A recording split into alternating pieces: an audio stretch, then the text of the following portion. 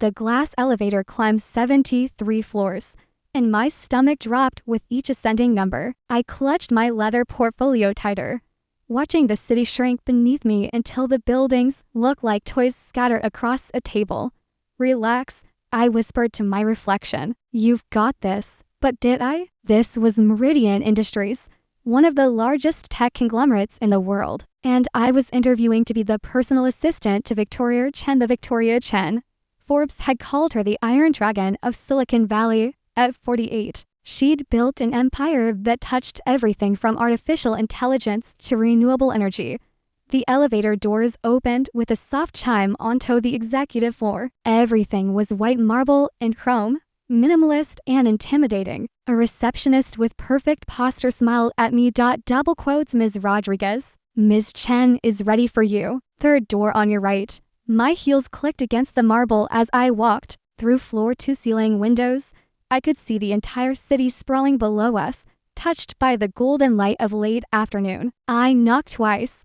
Come in. Victoria Chen sat behind a desk that probably cost more than my car. She was smaller than I expected, maybe 5'3", but her presence filled the room. Sharp black suit, hair pulled back severely, eyes that seemed to calculate my net worth in a glance. Sit.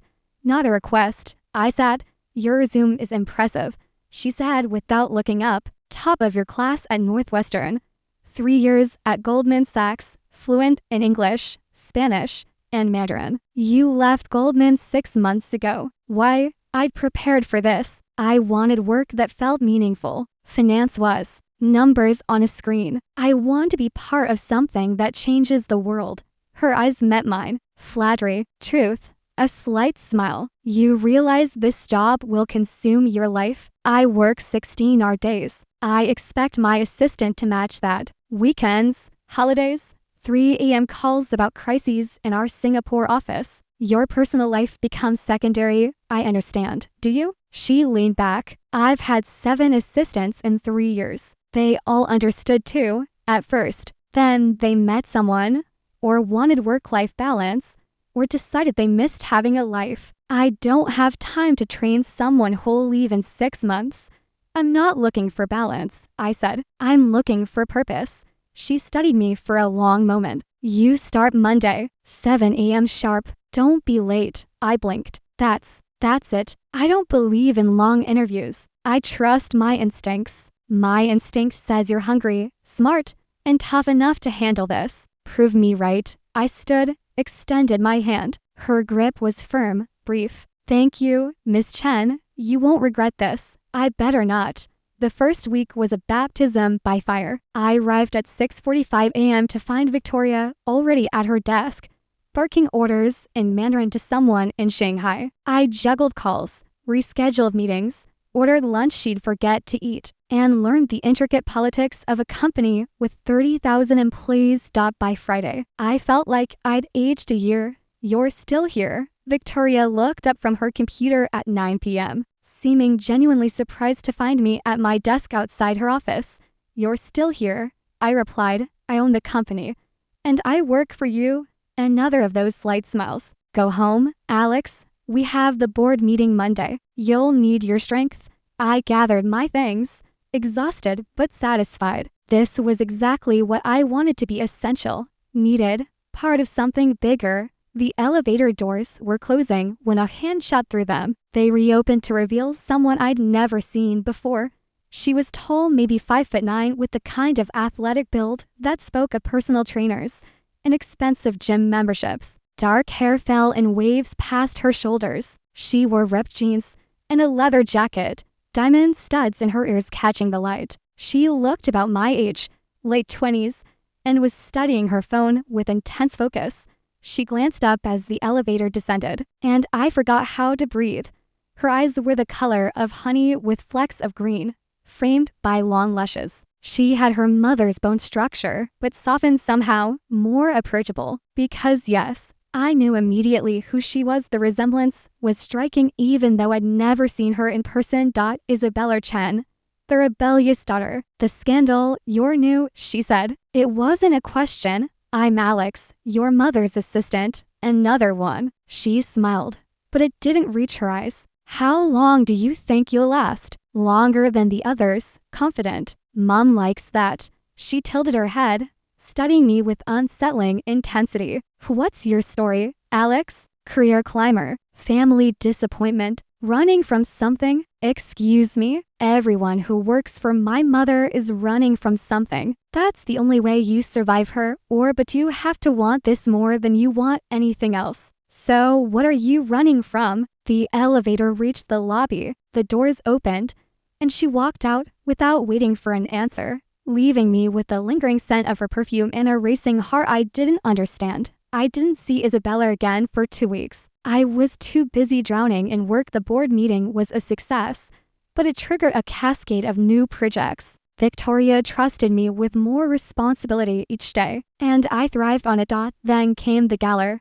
Meridian's annual charity gala was legendary. The ticket price alone could feed a family for a year, and everyone who mattered would be there. My job was to ensure Victoria's evening ran smoothly.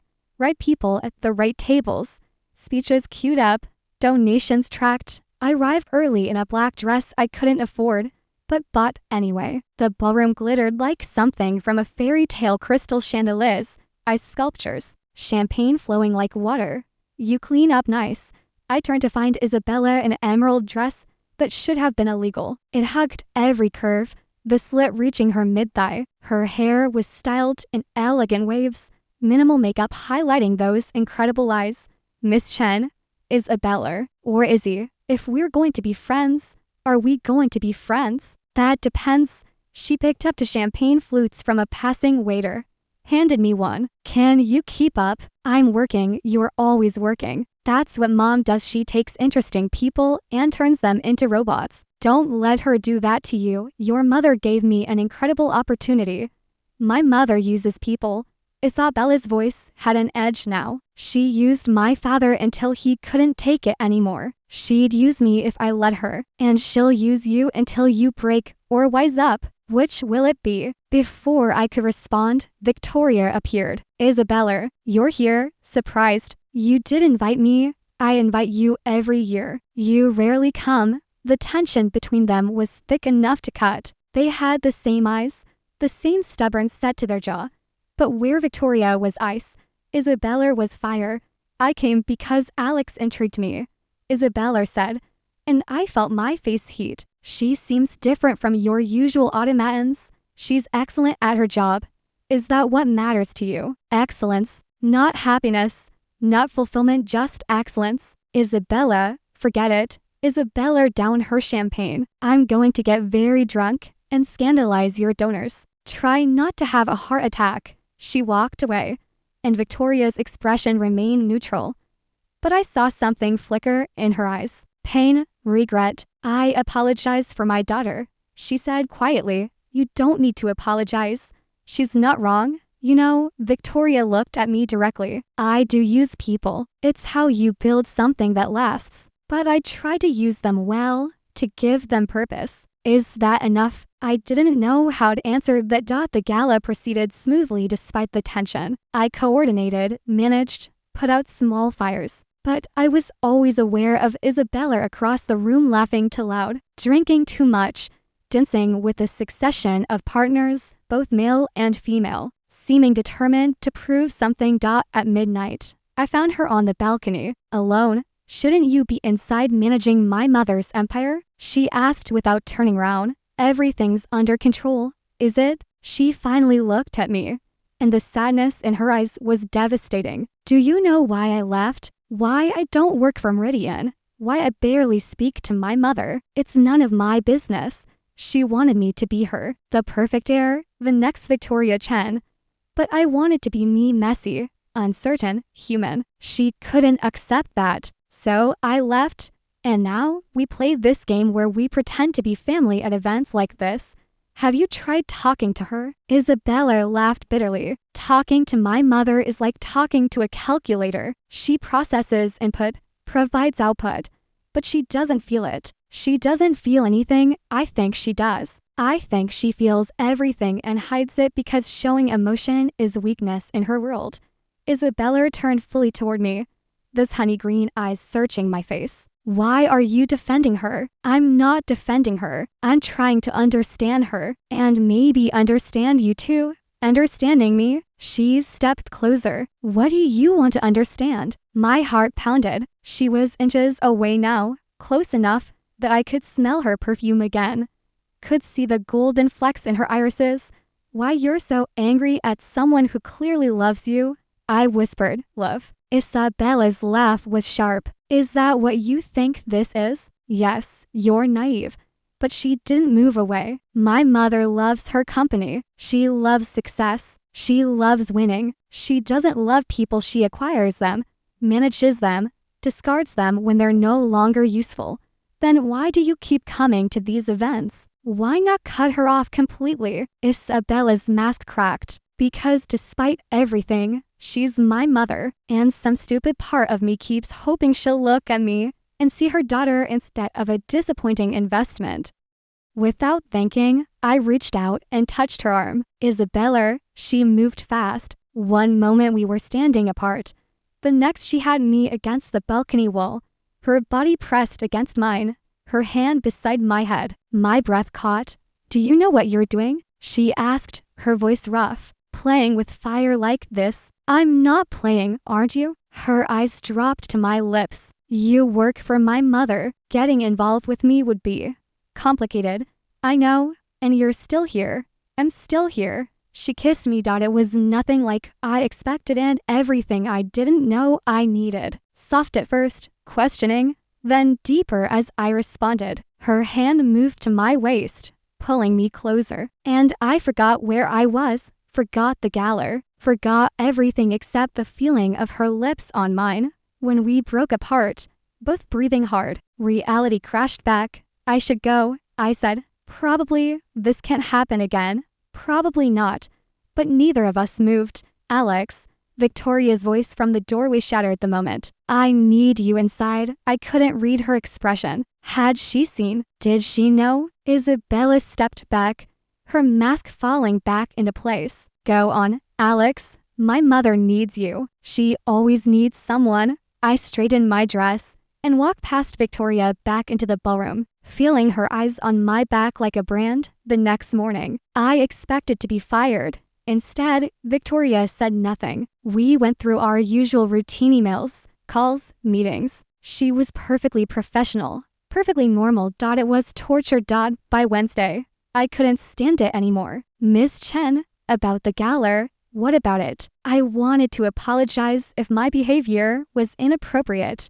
She looked up from her computer. Was your behavior inappropriate? I'm not sure. Then why apologize? She turned back to her screen. Alex, I don't care about your personal life as long as it doesn't affect your work. Has it affected your work? No, then we have nothing to discuss. But we did, because I couldn't stop thinking about Isabella, about that kiss, about the sadness in her eyes, about the walls between mother and daughter that seemed impossible to breach. My phone buzzed that evening. Unknown number. It's Izzy. Got your number from mom's phone. Scandalous. I know. Dinner tomorrow? I stared at the message for 5 full minutes. This was insane. I worked for her mother. Getting involved with Isabella would be complicated at best. Career suicide at worst. I typed, where and when. We met at a small Italian place in the Mission.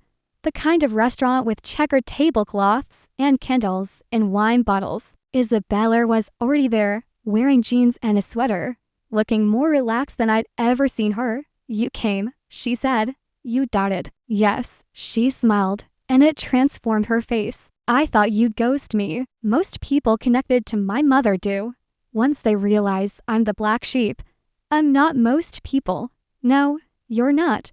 Her eyes were warm in the candlelight. Tell me about you, Alex Rodriguez. The real you, not the perfect assistant. So I told her about growing up in Miami, the daughter of immigrants who worked 3 jobs to send me to college, about being the first in my family to graduate, the pressure to succeed, the fear of failing them, about coming out at 22 and having my mother cry for a week before finally, grudgingly accepting it. Your family sounds complicated, Isabella said.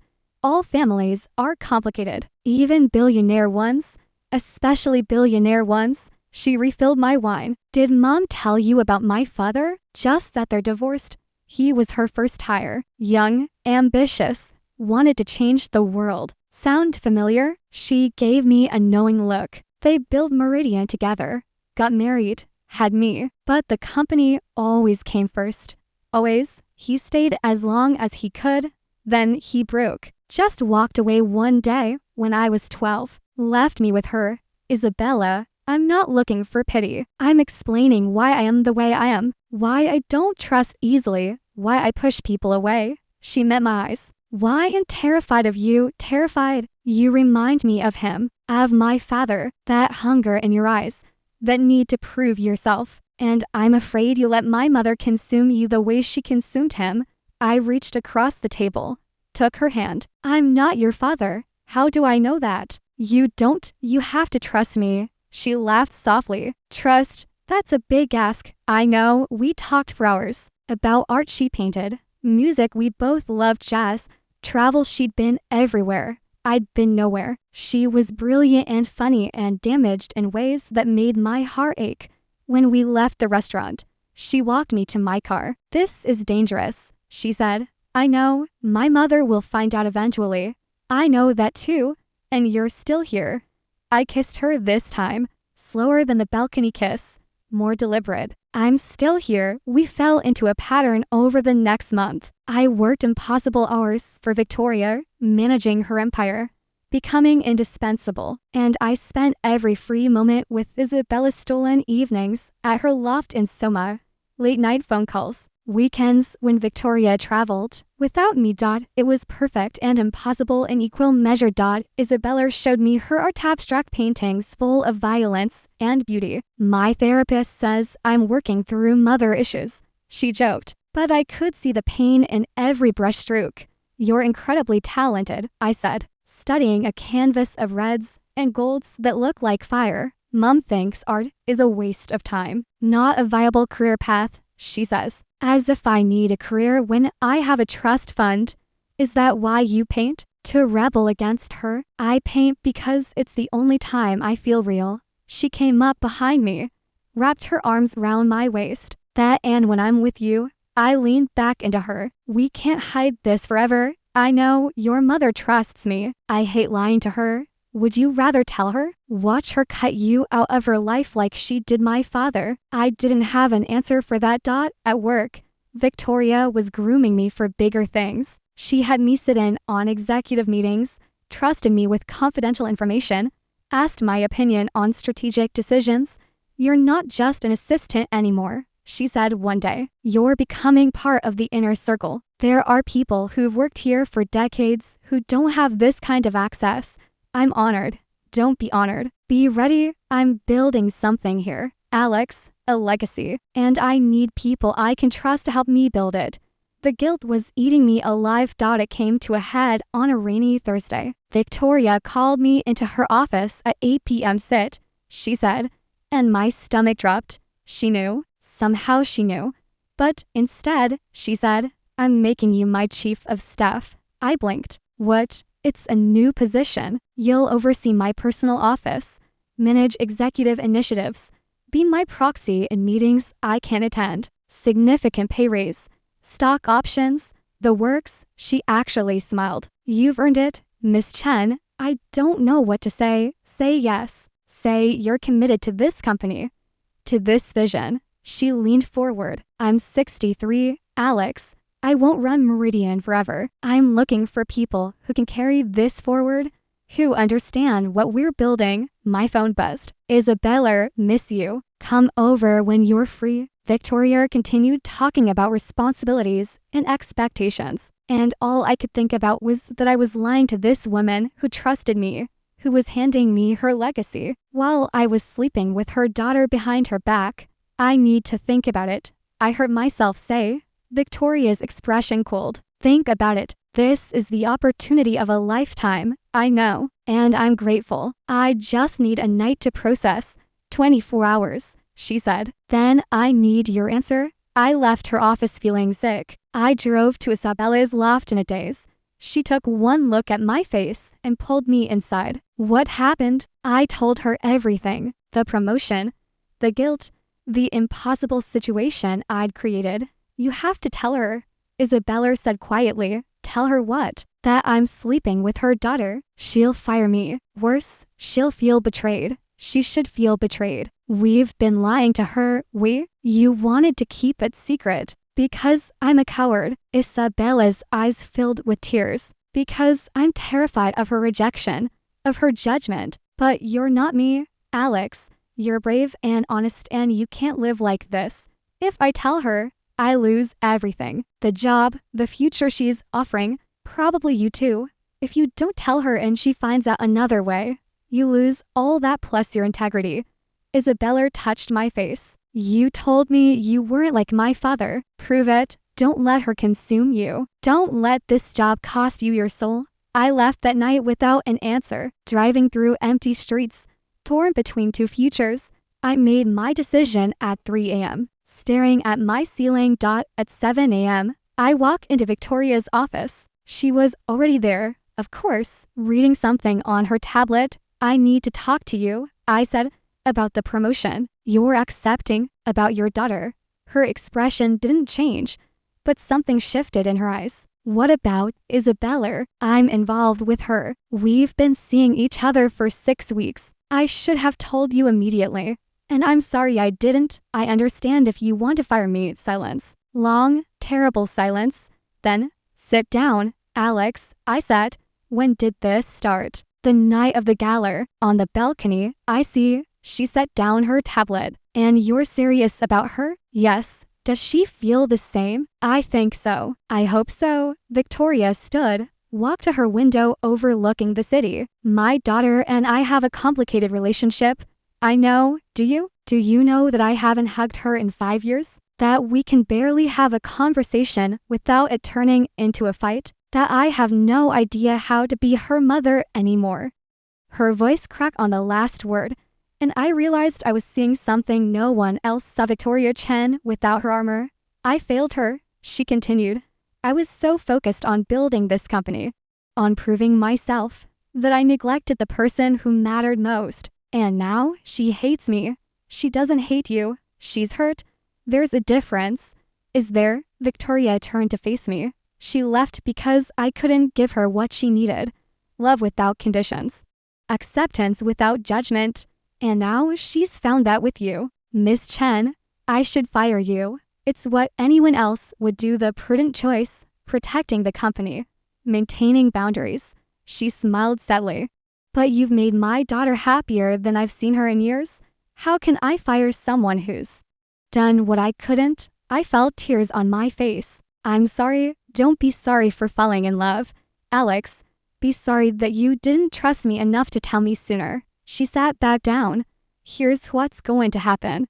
You're going to take that promotion because you've earned it, not because of Isabella. You're going to continue doing excellent work, and you're going to treat my daughter with respect and kindness, of course, and you're going to bring her to family dinner on Sunday. I stared. Family dinner? I haven't seen my daughter outside of formal events in 3 years. That ends now. If she's important to you, and you're important to my company, then we need to find a way forward. All of us. She might not come. Then you'll convince her. That's what you do. Alex, you make impossible things happen. Make this happen. Getting Isabella to agree to family dinner was like negotiating a peace treaty. Are you insane? She said when I told her. The last time I had dinner with my mother.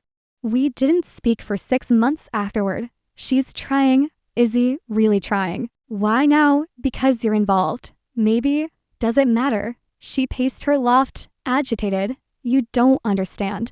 She'll smile and be polite, and then she'll say something, one small thing that cuts straight to the bone. That's her gift. So don't let her. I grabbed her hands, made her look at me. You're not alone in this anymore.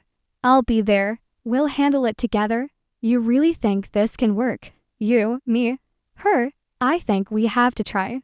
Sunday arrived quickly. We drove to Victoria's house in Pacific Heights, her beautiful Victorian that felt more like a museum than a home. Victoria answered the door herself, wearing slacks and a cashmere sweater. Casual, by her standards. Isabella, Alex, come in. The dinner was excruciating at first. Still to conversation about weather and traffic, the clink of silverware too loud in the silence. Then Isabella said, "Your house is exactly the same as when I left. Should I have changed it? I thought you might have erased the evidence I ever lived here." Victoria's jaw tightened. "Why would I erase my daughter? I don't know, Mom. Why? Would you?" And there it was, the cut that Isabella had warned me about. "Isabella," I started. But Victoria interrupted. "You're right. I did try to erase you. In a way. It was easier than facing what I'd lost." She set down her fork. "When your father left, I told myself it was his weakness, his inability to handle success. But it was my failure. I chose the company over my family, over and over, until there was no family left to choose." Isabella stared at her mother, speechless. "I don't know how to fix this." Victoria continued, "I don't know how to be the mother you needed, or even the mother you need now. But I want to try, if you'll let me." Tears streamed down Isabella's face. "Why now? After all these years? Why now?" "Because Alex showed me something I'd forgotten. That people are assets to be managed. They're messy and complicated, and they require more than efficiency and strategy." Victoria's voice softened. "They require love, and I do love you, Isabella. I always have. I just didn't know how to show it." Isabella stood abruptly, and for a moment I thought she'd leave.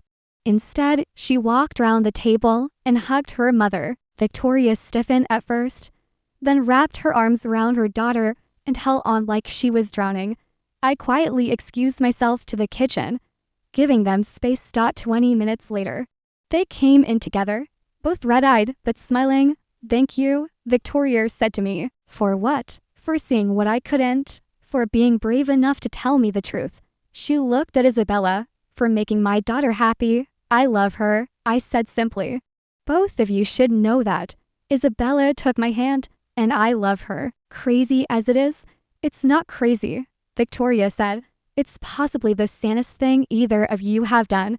We didn't become a perfect family overnight." Victoria still worked too much, still struggled with expressing emotion. Isabella still had moments of anger and resentment, and I still got caught in the middle sometimes, trying to bridge two worlds. But we tried. We had weekly dinners. We really talked about hard things. Victoria started therapy. Isabella started teaching art to underprivileged kids. I took the chief of staff position and thrived in it. And Isabella and I moved in together, into a bright loft that we filled with her paintings and my books and the life we were building. "Do you ever regret it?" Isabella asked one night, wrapped in my arms. "Taking this job, meeting me, your life would be simpler." "Simpler," I said, "but not better. Never better. Even with my mother as your boss and your girlfriend's mom. Especially with that. It keeps things interesting." She laughed, and I felt it vibrate through both of us. "You're insane, maybe. But I'm happy, yeah." She turned to face me. "Me too." On Monday, I had a meeting with Victoria about expanding our renewable energy division. She listened to my presentation, asked sharp questions, approved the budget. "One more thing," she said as I was leaving. "Yes, Isabella's birthday is next month. I want to throw her a party. A real one, not some stuffy gala. Will you help me plan it?" I smiled. "I'd love to." "Good." She almost smiled back. "And Alex, I'm proud of you. Not just professionally. As a person, you're exactly the kind of leader this company needs." "Thank you, Miss Chen." "Victoria, when it's just us, call me Victoria." That night, I told Isabella about the party planning. She wants to throw me a birthday party. Isabella looked stunned, like, with cake and balloons, probably very expensive cake and designer balloons. But yes, I don't even know what to say. "Say you'll come." "Of course I'll come." She kissed me. "I'll come to anything if you're there." The party was intimate, just close friends and family. In Victoria's backyard under string lights, Victoria gave a toast that had everyone in tears, including herself. To my daughter, she said, raising her glass, who taught me that success means nothing if you have no one to share it with. And to Alex, who brought us back together, thank you both for giving me a second chance. Isabella stood up, walked to her mother, and kissed her cheek. I love you, Mom. I love you too, baby. I always have. Later, as Isabella and I danced under the stars, she whispered in my ear, I was right. You know, you did change my life. How? You showed me that love doesn't have to be complicated, that it can be simple, choosing someone every day, even when it's hard, especially when it's hard. Is that what we're doing? Choosing each other every day. She pulled back to look at me. Is that okay with you? I kissed her, soft and deep, aware of the people around us, but not caring. That's more than okay. That's everything. The first 6 months as CEO were everything I expected and nothing I was prepared for. Every decision affected thousands of lives. Every mistake was magnified. Every success was credited to the team. Every failure landed on my desk. Isabella was my anchor through it all. You're doing it again, she said one evening, finding me on our deck with my laptop at midnight. Doing what? Becoming her, my mother. She gently closed the laptop. Alex, you promised you wouldn't let this consume you. I'm not. You worked through dinner. Again. You canceled our weekend trip. Again. You're always exhausted. Always stressed. Her eyes held mine. I fell in love with a woman who wanted to change the world, not a woman who let the world change her. The words hit like a punch. That's not fair, isn't it? She sat beside me. When's the last time you painted with me, or went to a concert, or just existed without thinking about quarterly earnings and board meetings? I wanted to argue, but she was right. I'd been so focused on proving I deserved this position, on honoring Victoria's trust, that I'd forgotten everything else. I'm scared, I admitted quietly. Scared I'll fail. Scared people will say I only got this job because of my relationship with you, with Victoria. Scared I'm not good enough. Isabella took my hand. You are good enough. But you need to believe that. And you need to remember why you took this job in the first place, not for the title, but for the purpose. When did you become so wise?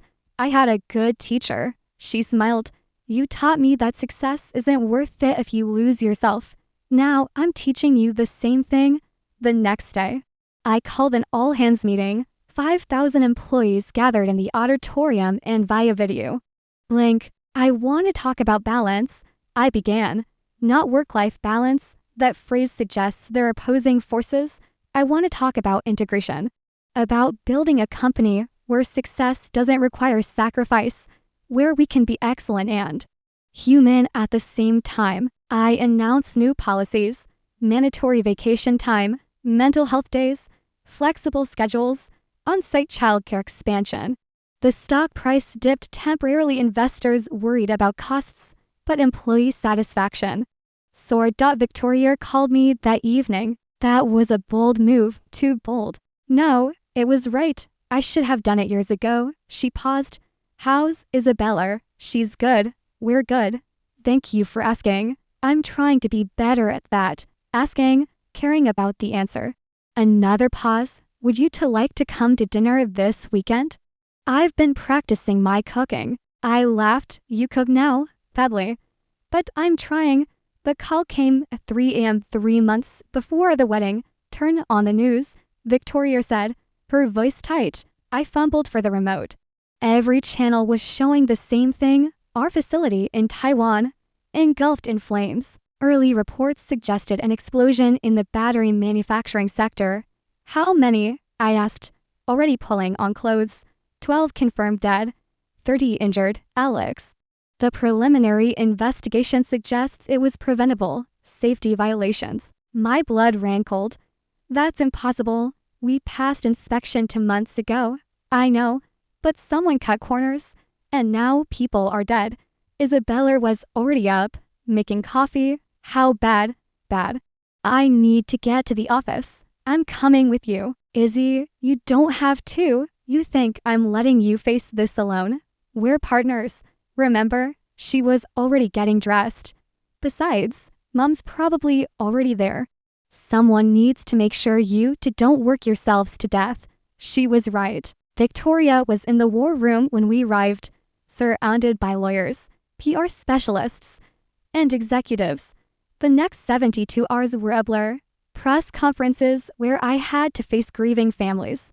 Emergency board meetings where some members called for my resignation. Investigations revealing that a mid-level manager had indeed cut corners to meet production deadlines.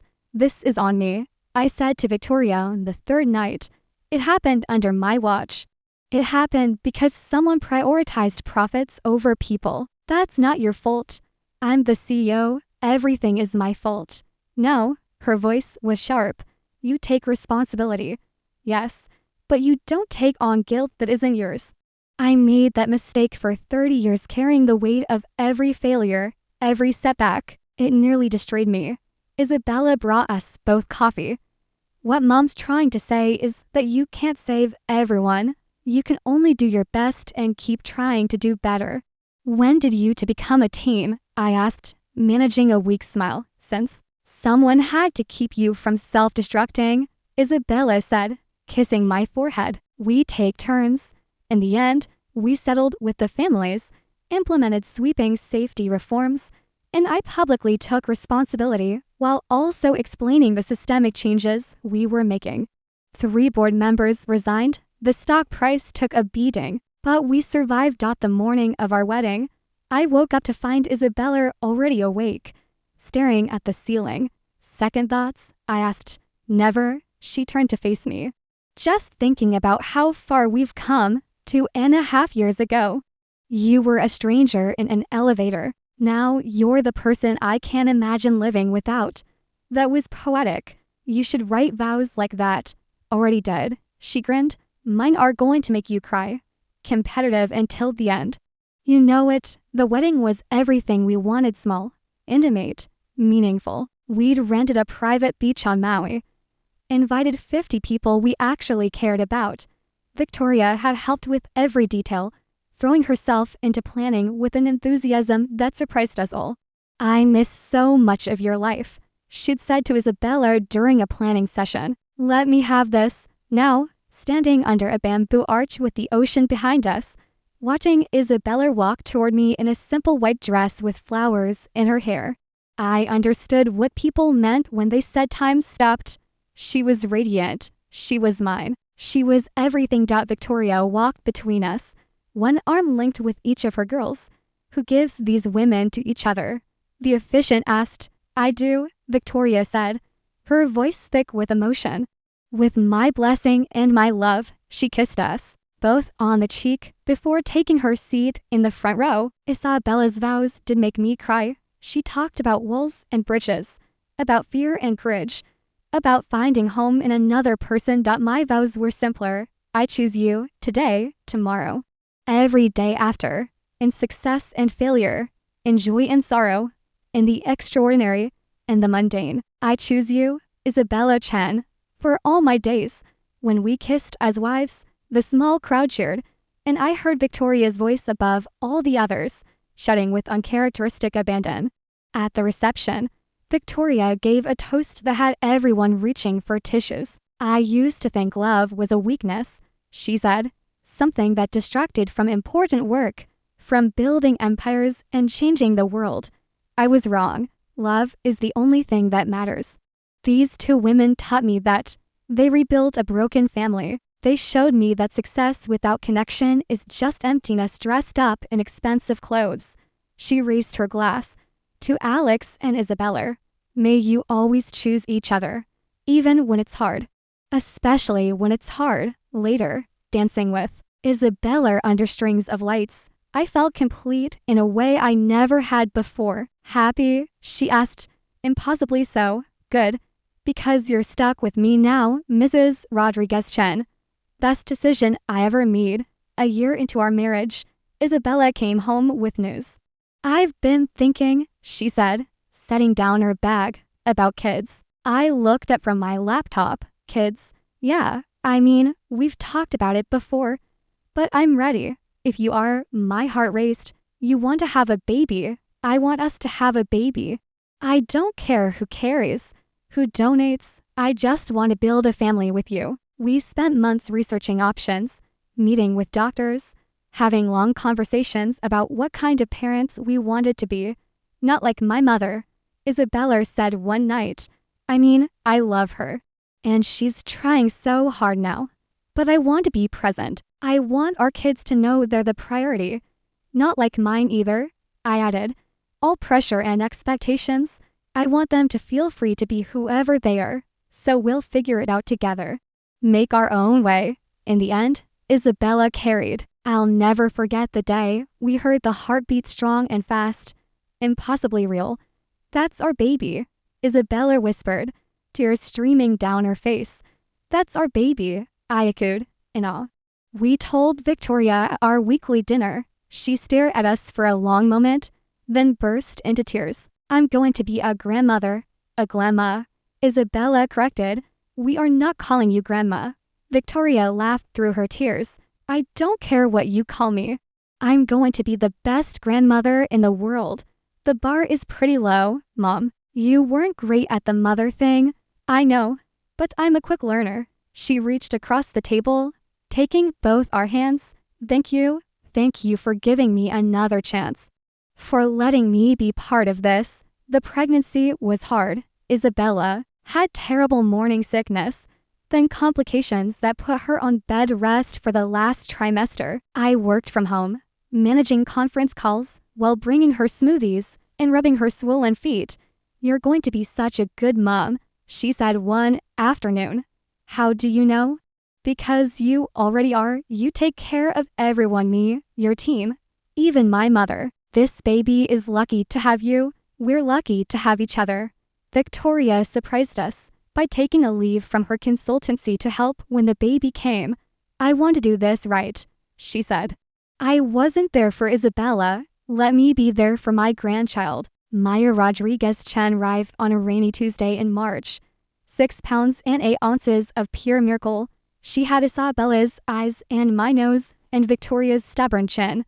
The first night home, I held her while Isabella slept, marveling at the tiny human we'd created. She was so small, so fragile, so utterly dependent on us. Double quotes. Hi, Meyer, I whispered. I'm your mom. Well, one of them. You have two moms, which makes you twice as lucky. And you have a grandma who loves you very much, even though she's still learning how to show it. Meyer yawned, a squeaky sound that made my heart contract. You're going to have a good life, I promised. We're going to make mistakes, lots of them, but we'll love you through all of it. You'll never doubt that you're wanted, that you're cherished, that you're exactly who you're supposed to be. Isabella appeared in the doorway. Can't sleep, too busy falling in love with our daughter. She joined me on the couch, resting her head on my shoulder. She's perfect. She is. We sat like that for a while, the three of us, feeling the weight and wonder of our new reality. Victoria came by every day, not to take over or criticize. She'd learned her lesson, but to help, to hold Meyer while we showered, to cook meals, to just be present. You're good at this, Isabella told her mother one day. Victoria looked up from where she was rocking Meyer. Am I? Yeah, Mom, you really are. I wish I'd been this good with you. You're here now. That's what matters. I watched them 3 generations of strong women and felt grateful for every choice that had led to this moment. Meyer was 6 months old when the board approached me about expanding into artificial intelligence. It was a massive opportunity, potentially transformative for the company. It was also a massive time commitment. What do you think? I asked Isabella that night after Meyer was asleep. I think you need to decide what kind of CEO you want to be. The kind who's never home, or the kind who figures out how to build a company around life, not the other way around. Your mother managed. My mother missed my childhood. Is that what you want? It wasn't, but I also didn't want to waste this opportunity to let the company stagnate. What if I brought in a co-CEO? I said slowly, someone to handle day-to-day operations while I focus on strategy and innovation. It's unconventional, but it's brilliant. Isabella interrupted. And very you, rewriting the rules. The board was skeptical, but I made my case. We talk about work-life balance, but leadership is structured to make it impossible. I'm proposing we change that, not just for me, but for the entire executive team. Job shares, flexible schedules, real integration.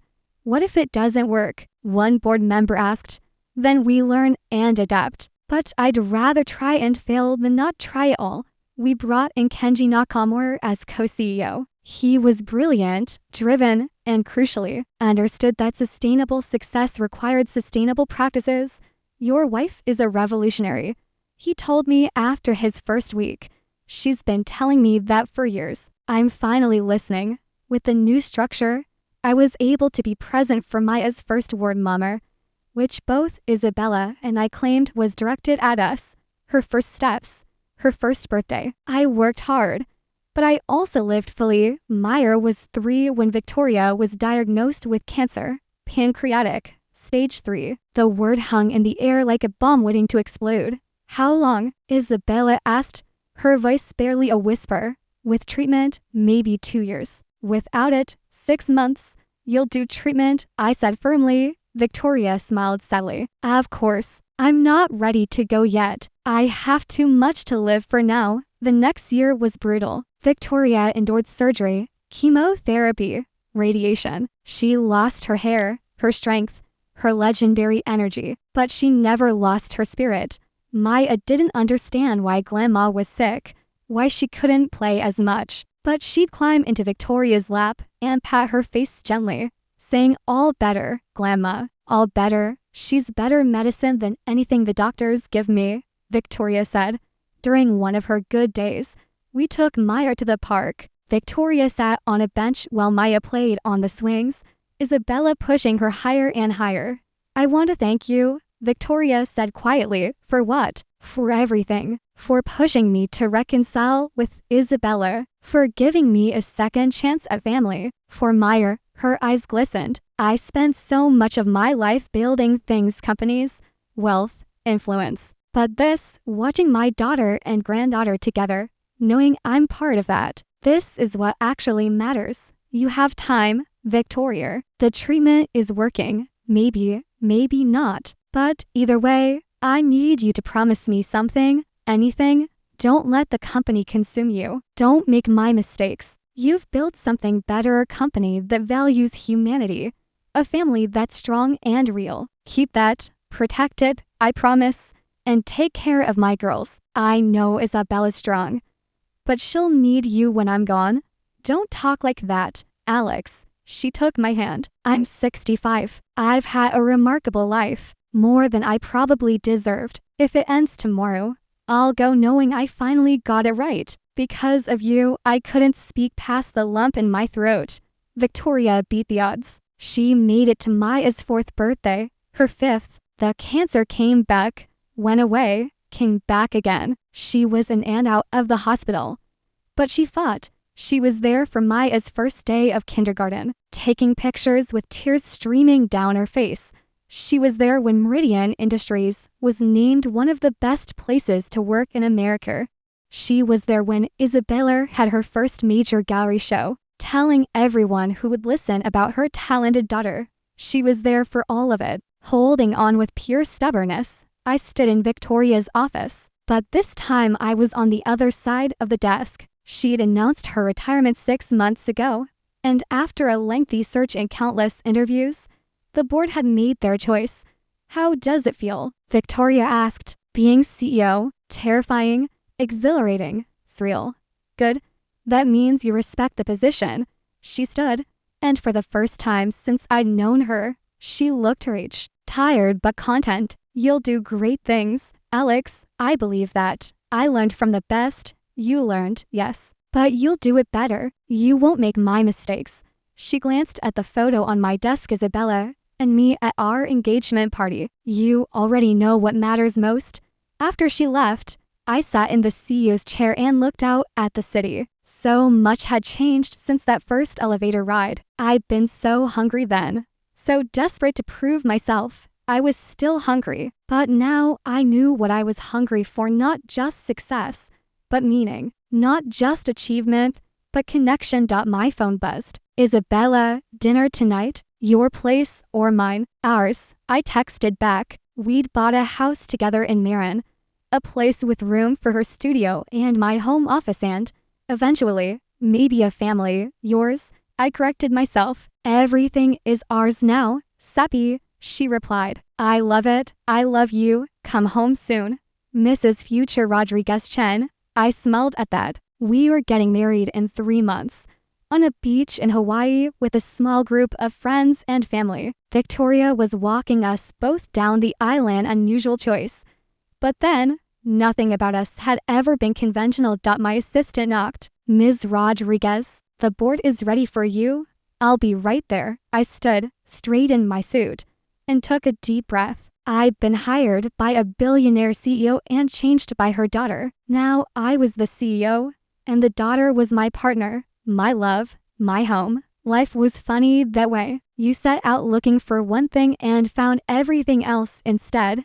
I walked into the boardroom ready to lead Meridian Industries into the future. But at the end of the day, I'd go home to Isabella, to the life we'd built together against all odds. And that was the real success story. Not the corner office, or the title, or the power. Just love. Simple, complicated, messy, beautiful love. Everything else was just details. Victoria Chen died on a Tuesday morning in spring, with Isabella and me on either side of her bed, holding her hands. Her last words were, I love you both. Take care of each other. And then she was gone. The funeral was massive heads of state, business leaders, thousands of employees. Everyone wanted to pay respects to the woman who'd changed industries, who'd built an empire. But the service we held afterwards, just family and close friends, was what Victoria had wanted. Maya read a poem she'd written for her grandma. Isabella spoke about reconciliation and second chances. I talked about the woman behind the legend, flawed, complicated, ultimately loving. She gave me everything, I said. A career, a purpose, a family. She changed my life by hiring me. But more than that, she changed herself. She showed me that it's never too late to grow, to become better, to choose love over legacy. In her will, Victoria left the majority of her wealth to charitable foundations. To Isabella, she left her house and a letter that my wife still keeps in her bedside table. To Meyer, she left a trust fund and another letter to be opened on her 18th birthday. To me, she left something unexpected, her shares in Meridian Industries, making me the majority shareholder. She believed in you, Isabella said when we found out. She trusted you to carry this forward. I don't know if I can. You already have. Look at what you've built, a company that cares about its people, that values balance, that actually makes the world better. That's her legacy. But it's yours too. 5 years later, I stood in front of Meridian's annual shareholder meeting. Meyer, now 10, sat in the front row with Isabella, both of them smiling at me.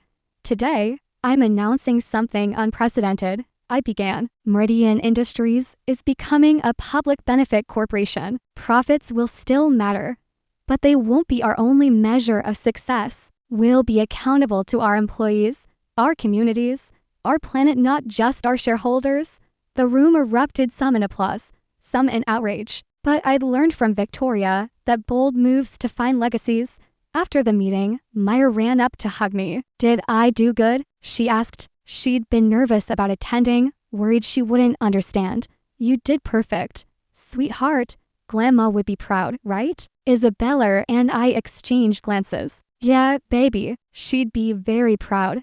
That night, lying in bed with Isabella, I thought about the journey that had brought us here. A chance job interview, a forbidden attraction, a kiss on a balcony that changed everything. Do you ever wonder what would have happened if we'd never met? Isabella asked, reading my mind as always. Every day. And every day, I'm grateful we did. Me too. She kissed me softly. You know what my mother's last gift was? What? She gave us permission to be happy. Really happy. Without guilt. Without sacrifice. She wanted us to have what she couldn't. She had it at the end. With us, yeah, she did. Meyer called out from her room, probably wanting water or another story. We both got up, like we always did, partners in parenting as in everything else but looking at our daughter, at my wife, at the life we'd built together. I realized Victoria had been right all along. This was the legacy that mattered. Not corner offices, or stock prices, or headlines, just love. Messy, complicated,